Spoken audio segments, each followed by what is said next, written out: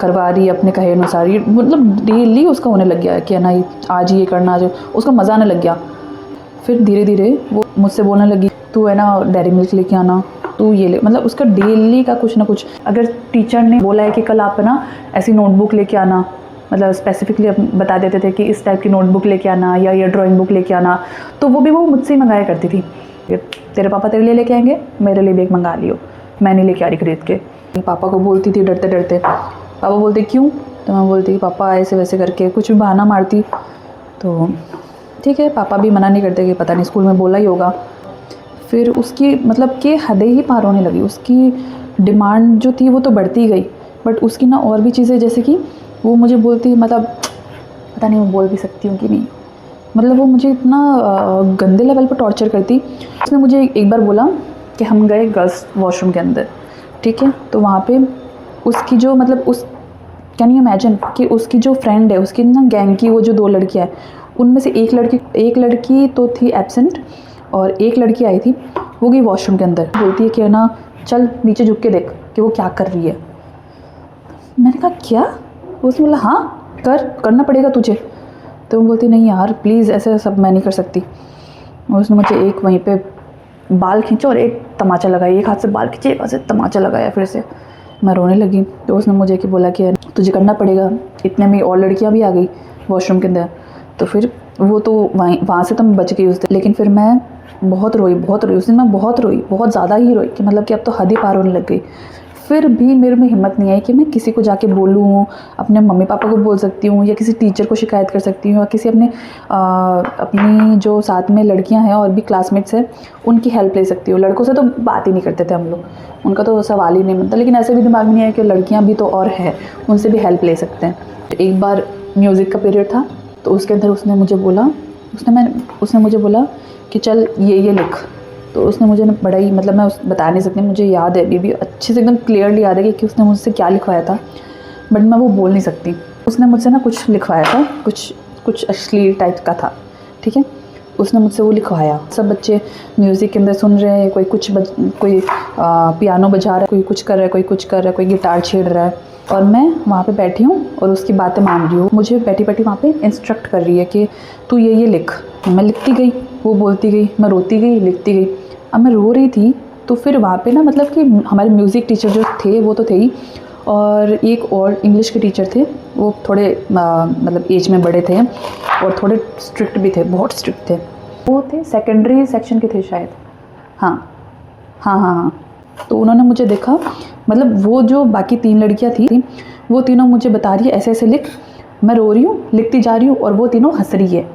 मतलब वाह यार मज़ा आ रहा है, क्या लिखवा रहे, इससे मज़ा ही आ गया। तो वो देख लिया सर ने, इंग्लिश वाले सर ने। तो उन्होंने मुझे बुलाया, बोले क्यों रो रही है? मैंने कहा कि नहीं सर कुछ नहीं। बोले क्या लिख रही है बता, जो तू लिखते सर रो रही है, बता क्या लिख रही है। मैंने कहा सर कुछ नहीं। तो उन्होंने बोला कि जा तेरी लेके आ नोटबुक। मेरी तो फट गई वहीं, मेरे तो मतलब थर ज़मीन कांपने लगी। अब क्या करूँ, मैं कहीं की नहीं रही।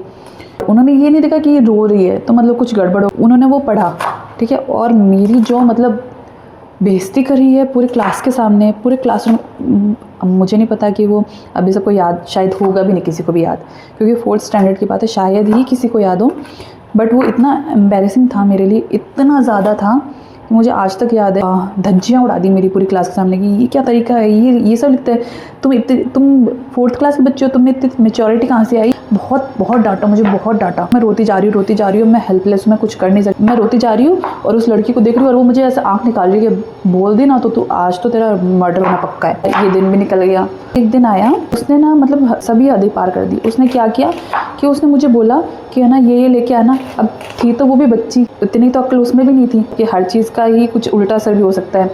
तो उसने मुझे क्या किया ना, तो ना कल ना हम तीनों के लिए ना डेयरी मिल्क लेके आएगी, और वो भी बड़ी वाली। तो मैंने बोला नहीं यार मैं नहीं कर पाऊँगी, मैं नहीं कर पाऊँगी ये। तो उसने पहले तो मेरे जो टेक्स्ट बुक थी उसके अंदर सबसे फ्रंट पेज पे जो एक मतलब अपन बुक खोलते हैं फिर उसका एक ब्लैंक पेज होता है ना, उसके ऊपर उसने लिख दिया वो सब कुछ, क्या ये ऐसी है लड़की, मतलब कि गाली वाली निकाल के कि ये ऐसी है, आर वाली गाली निकाल के कि ये है, ये है, और इसको मैंने बोला है कल ये लेकर आएगी, कल अगर ये नहीं आई लेकर तो ऐसा ऐसा हो जाएगा या ऐसा ऐसा कर दूँगी, या पता नहीं क्या कुछ लिखा हुआ था। तो अब ना मतलब कि वो बातें ना इतनी आगे बढ़ चुकी थी कि अब वो मतलब होमवर्क वगैरह वो सब तो पीछे छूट गया कि होमवर्क नहीं देखने को मिलेगा मेरे को, क्या है क्या, मतलब मैं पीछे रह जाऊँगी पढ़ाई में, वो सब तो पता नहीं कहाँ ही चला गया। अब मुझे उसका खौफ बैठ गया था। अब उसने ये सब लिख दिया मेरे नोटबुक पे। फिर मैंने बोला कि नहीं यार, मैं नहीं लेके आऊँगी, क्योंकि मैं बाहर नहीं जाती और मेरी मम्मी मैं मेरी मम्मी से ना छुपा नहीं सकती चीज़ें, क्योंकि यार एक ही घर में रहता है तो मैं छोटी बच्चों में कैसे छुपाऊँगी उनसे ये सब चीज़ें, मैं उनसे झूठ कैसे बोलूँ। तो उसने बोला कि नहीं, तुझे करना पड़ेगा। तो मैंने बोला कि यार मैं नहीं कर सकती। तो उसने मेरे पहले तो बाल खींचे, थप्पड़ लगाए, वो सब यूजुअली हो गया था, उसने थप्पड़ लगाए, ये हो गया। फिर बाद में उसने क्या किया कि मेरा हाथ ना पूरा, मेरा ये हाथ लिया और इस पे पूरे पे वही सब चीज़ें लिख दी जो उसने वो टेक्स्ट बुक में लिखी थी, वही सब चीज़ें उसने एज इट इज़ यहाँ पे लिख दी। लास्ट पीरियड थे, 1-2 पीरियड थे, उसी के अंदर उसने लिखा था जाते टाइम पे। तो किसी और ने ध्यान नहीं दिया। मैं चली गई स्कूल से घर। फिर मेरी मम्मी ने देखा कि मैं रो रही हूँ। मतलब मेरी रो नहीं रही थी, मेरी आंखें एकदम सूजी हुई थी, लाल लाल, काफ़ी रोने की वजह से। मम्मी ने पूछा कि क्या हुआ। मैंने बोला कुछ नहीं मम्मा, गिर गई थी। मम्मी ने बोला ला बता कहाँ लगी, कहाँ चोट लगी, दिखा। मम्मी चेक करने लगी मेरा कि कहाँ लगी है, ड्रेस व्रेस सब सही लग रही है, कुछ हाथ देखा तो हाथ पे वो लिखा हुआ। मम्मी ने देखा ये क्या है।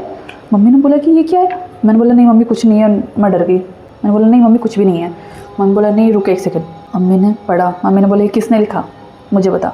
तो मैंने बताया कि मम्मी ऐसे ऐसे है, ये लड़की है, ये मुझे इतना टाइम से ब्लैकमेल कर रही है। मैं बताना भूल गई थी कि मैं उसकी वजह से घर में ऑलमोस्ट रोज़ चोरी करने लगी थी। कभी 10 रुपये, कभी 5 रुपये, इतना ही चलता था उस टाइम पे।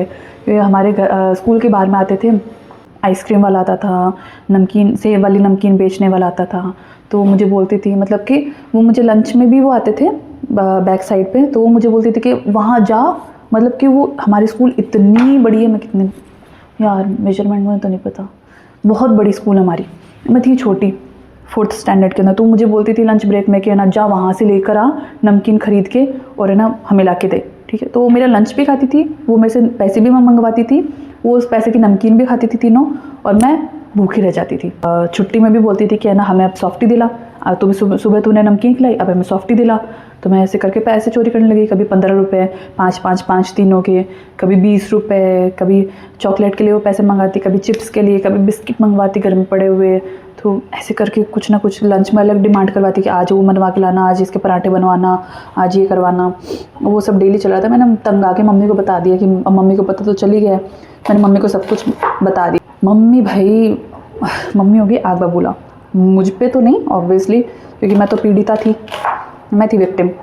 मुझे नहीं पता था मम्मी स्कूल आ रही है क्या। मैं गई स्कूल, मम्मी आई स्कूल में। क्लास के टीचर का वो था पीरियड, उनसे परमिशन ली, फिर अंदर आई, बोली कि वो लड़की कहाँ है, कौन है वो लड़की, खड़ी हो जाओ। हाँ मम्मी को नहीं जानती थी वो, तो वो खड़ी हो गई कि मैं हूँ। फिर मम्मी ने उसकी जो धज्जियाँ उड़ाई है बोल के कि तुम्हारे पेरेंट्स ने ये वो सिखाया है कि तुम्हें ये वो करके, तुम्हारे पेरेंट्स के नंबर दो, अभी कॉल करके ये करती हूँ।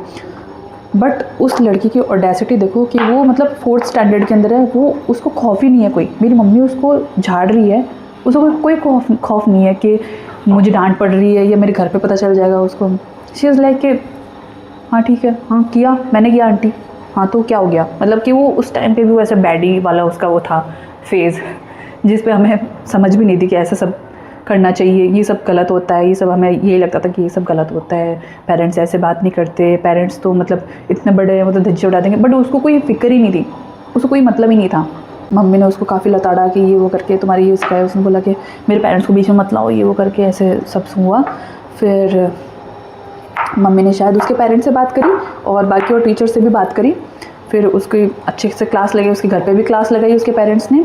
और उसकी तो क्लास क्या ऐसी लगाई कि उसका मतलब कि वो 4th स्टैंडर्ड था, वो 4th स्टैंडर्ड के उसने एग्ज़ाम दिए, मेन एग्ज़ाम। और उसके बाद में उसको या तो स्कूल से पता नहीं कहाँ कोई दूसरे स्कूल में डाल दिया होगा या शिफ्ट कर गई होगी वो कहीं और, पता नहीं, उसको स्कूल से ही हटा दिया उसके पेरेंट्स ने। फिर उसने स्कूल चेंज कर लिया और उसके बाद में नहीं, स्कूल तो उसने बाद में चेंज किया, बट पहले ही मतलब कि उसकी ना इतनी क्लास लगाती थी मेरी मम्मा ने, उसने मुझसे फिर कभी बात ही नहीं करी। फिर जब ये सब बातें सब सामने आई तो फिर मेरे बाकी क्लासमेट्स को पता चला कि अच्छा ये तो बेचारी विक्टिम थी, ये तो ऐसे ऐसे सफ़र कर रही थी इन सब चीज़ों से। तो फिर उन्होंने मुझे थोड़ा सिंपथाइज़ किया। और जो मतलब और जो दूसरी क्लास वो जो दूसरी जो लड़कियां थी ग्रुप की, उन्होंने मुझे बोला कि यार तू इसके साथ मत रहे, तू टेंशन मत ले, तेरे को जो भी हेल्प चाहिए, तेरे को पढ़ाई में भी हेल्प चाहिए हमसे ले, हम देख तेरे को देंगे, टीचर्स है उनसे ले। अब मैं इतना ट्रॉमेटाइज़ थी कि मुझे कई दिन लगे उसे बाहर आने में, तो उन लोगों ने मुझे हेल्प करी। और वो फ्रेंड्स मेरी आज भी फ्रेंड्स है, मतलब कि इतना लंबा टाइम हो गया।